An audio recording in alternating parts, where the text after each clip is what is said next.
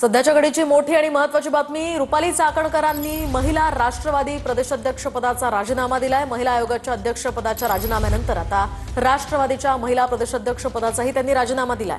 भोंदू खरात प्रकरणामध्ये चाकणकरांना हा दुसरा मोठा धक्का बसलाय। उपमुख्यमंत्री सुनेत्रा पवारांकडे त्यांनी आपला राजीनामा सुपूर्द केलाय। तर गेल्या काही दिवसांपासून त्यांच्या राजीनाम्याची मागणी होत होती। या संदर्भात सुषमा अंधारे असतील। दरम्यान या संदर्भात बोलण्यासाठी आपल्यासोबत सामाजिक कार्यकर्ते अंजली दमानिया थेट आपल्यासोबत जोडले गेलेले आहेत। अंजलीजी, आपण पाहतोय रुपाली चाकणकरांनी आता या ठिकाणी राष्ट्रवादीच्या महिला प्रदेशाध्यक्ष पदाचा राजीनामा दिलाय। कसं पाहता या निर्णयाकडे?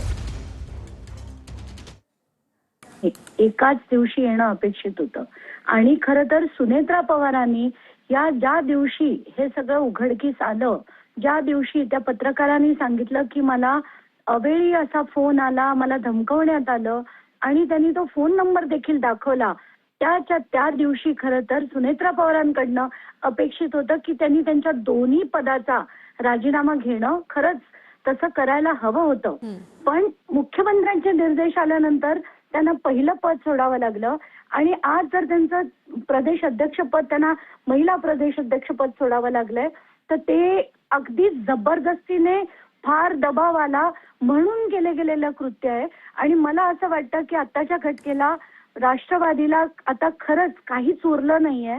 त्यांना कशाचीच लाज उरलेली नाहीये, जनाची नाही, मनाची नाही, जबरदस्तीने घेतलेला हा राजीनामा आहे। अगदी नक्कीच धन्यवाद अंजली दमानियाजी, TV9 मराठीशी बोलल्याबद्दल। दरम्यान